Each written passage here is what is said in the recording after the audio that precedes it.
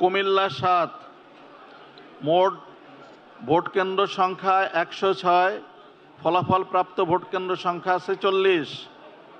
জনাব আতিকুল আলম স্বতন্ত্র প্রার্থী কলস প্রতীক নিয়ে পেয়েছেন ৪৩,১৬৭ ভোট। মাওলানা ইহতেশামুল হক ইসলামী আন্দোলন বাংলাদেশ হাতপাখা প্রতীক নিয়ে পেয়েছেন ৪,৩৫৬ ভোট।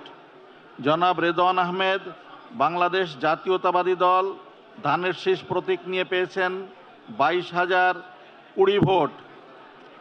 জনাব সজল কুমার কর বাংলাদেশ সাংস্কৃতিক মুক্তিজোট ছড়ি প্রতীক নিয়ে পেয়েছেন ১১৫ ভোট।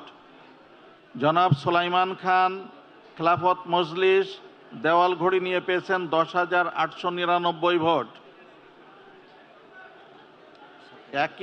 একই আসনের গণভোটের ফলাফল: হা প্রতীকে পেয়েছে ২১,৭৮১ ভোট। আবার বলছি, হা প্রতীক পেয়েছে ২১,৭৮১ ভোট, না প্রতীক পেয়েছে ৭,৯৬৩ ভোট।